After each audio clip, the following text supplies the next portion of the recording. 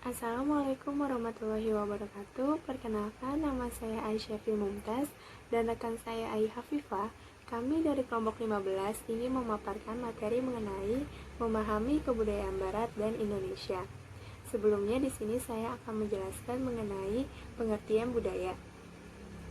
Budaya berasal dari kata Sanskerta yaitu budaya, yang merupakan kata jamak dari budi yang berarti budi atau akal.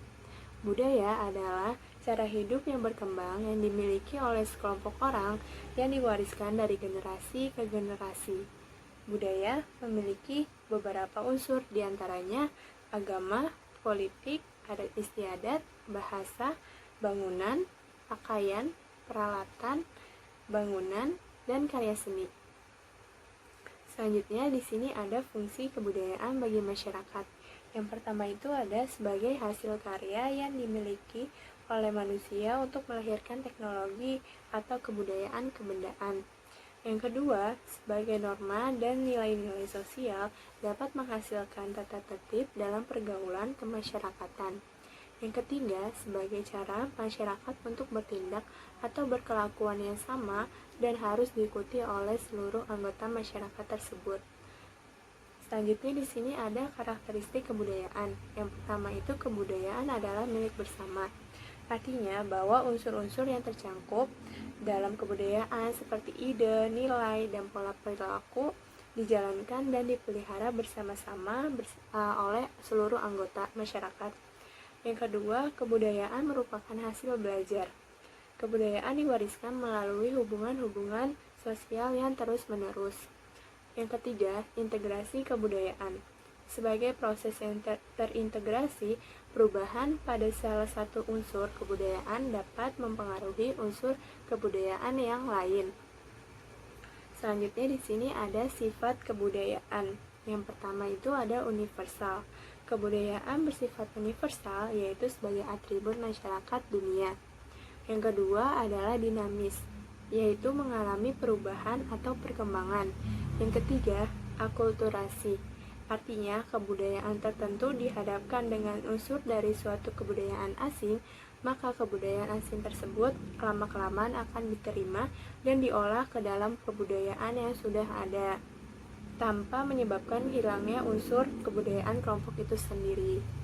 Nah, selanjutnya di sini ada kebudayaan Barat.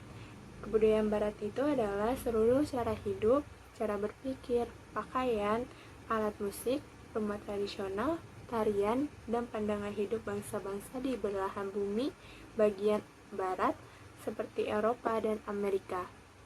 Ciri dominan kebudayaan Barat itu yang pertama ada kebebasan. Kebebasan ini maksudnya adalah anak-anak berbicara terbuka di depan orang dewasa, orang-orang berpakaian menurut selera masing-masing, dan mengemukakan pendapat secara bebas. Yang kedua ada penciptaan dan pemanfaatan teknologi seperti pesawat jet, satelit, telepon, listrik, komputer, dan sebagainya. Nah, orang Barat itu menekankan pada logika dan ilmu, serta cenderung aktif dan analisis. Nah, selanjutnya di sini ada alat musik Barat. Kita bisa lihat ya, yang pertama itu ada gambar piano. Piano itu adalah alat musik yang dimainkan dengan cara menekan notnya. Yang kedua ada gitar.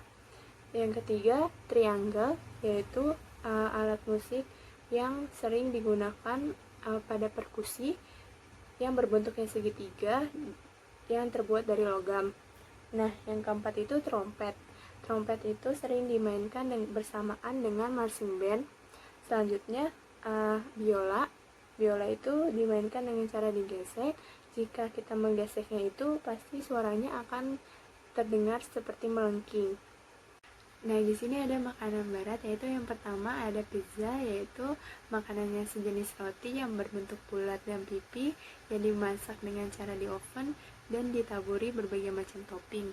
Yang kedua itu ada burger, yang ketiga ada taco, yang keempat ada gelato seperti es krim, dan yang kelima ada risotto.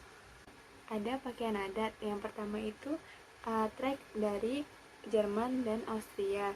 Yang kedua cowboy dress dari Kansas. Yang ketiga poncho dari Amerika Selatan. selanjutnya di sini ada rumah kebudayaan barat. Yang pertama rumah Adobe dari Amerika Serikat, yaitu rumah yang terbuat dari tanah liat dan dicampuri pasir dengan air. Yang kedua iglo dari Kanada yang berbentuk seperti kubah dan terdiri dari beberapa balok es. Nah, yang ketiga itu ada isba dari Rusia, bangunan rumah yang terdiri dari beberapa batang kayu yang dilapisi dengan tanah liat. Nah, selanjutnya itu ada Trulo dari Rusia yang terkenal dengan rumah kurcaci karena atapnya berbentuk seperti kerucut. Nah, selanjutnya ada tarian barat. Yang pertama itu ada tari balet dari Italia, yang kedua tari samba dari Brasil, dan yang ketiga tari tango dari Argentina. Nah, di sini ada kebudayaan Indonesia. Indonesia memiliki kebudayaan yang berbagai macam dan setiap daerahnya memiliki ciri khas yang berbeda-beda. Nah, kebudayaan Indonesia ini adalah seluruh kebudayaan nasional, lokal maupun kebudayaan asing yang telah ada sebelum Indonesia merdeka pada tahun 1945. Nah, definisi kebudayaan nasional menurut TAP MPR nomor 2 tahun 1998 yaitu kebudayaan nasional yang berlandaskan Pancasila adalah perwujudan cipta, karya, dan karsa bangsa Indonesia dan merupakan keseluruhan daya upaya manusia Indonesia untuk mengembangkan harkat dan martabat sebagai bangsa serta diarahkan untuk memberikan wawasan dan makna pada pembangunan nasional dalam segenap bidang kehidupan bangsa. Selanjutnya di sini ada rumah adat.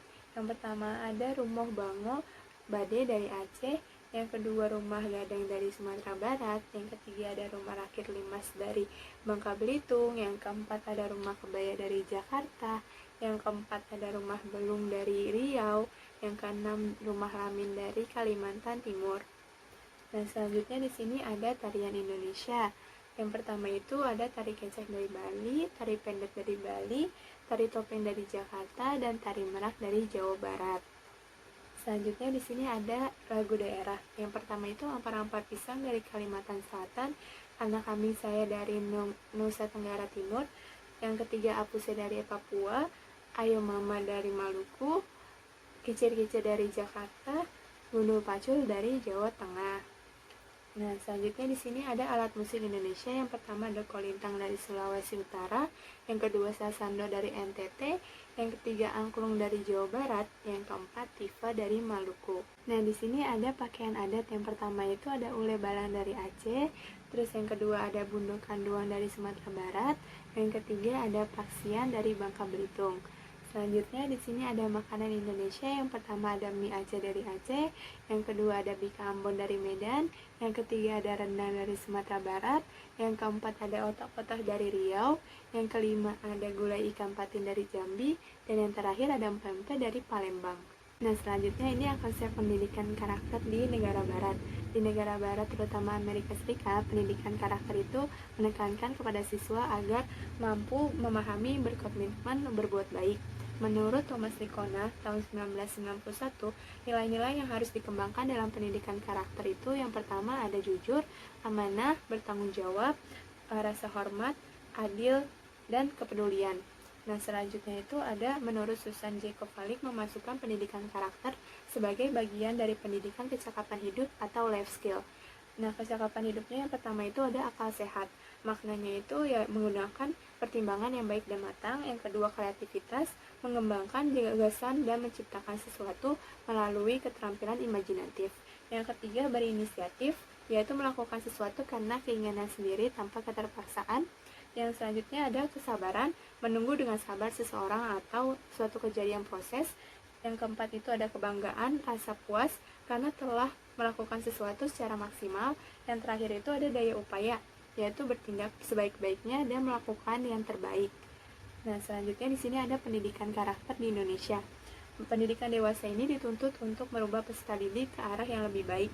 Oleh karena itu, Kementerian Pendidikan Nasional telah merumuskan nilai-nilai karakter, yaitu ada 18 nilai karakter. Yang pertama itu ada religius, jujur, toleransi, disiplin, kerja keras, kreatif, mandiri, demokratis, rasa ingin tahu, nasionalisme, cinta tanah air, menghargai prestasi, komunikatif, cinta damai, gemar membaca, peduli lingkungan, peduli sosial, dan tanggung jawab. Nah, kesimpulan dari materi ini adalah setelah kita memahami budaya Barat dan Indonesia, maka diharapkan kita sebagai manusia yang berbudaya harus dapat berperilaku sesuai norma atau aturan yang menjadi kebudayaan yang telah diwariskan oleh nenek moyang kita dan wajib menghormati, menjaga, dan memelihara kebudayaan tersebut. Sebagai manusia yang tidak ingin tertinggal zaman dan teknologi, kita harus mampu memahami setiap manfaat atau dampak negatif dari masuknya kebudayaan asing sehingga kita mampu menjaga kebudayaan asli kita. Nah, cukup sekian materi yang saya paparkan, kurang dan lebihnya mohon maaf. Wassalamualaikum warahmatullahi wabarakatuh.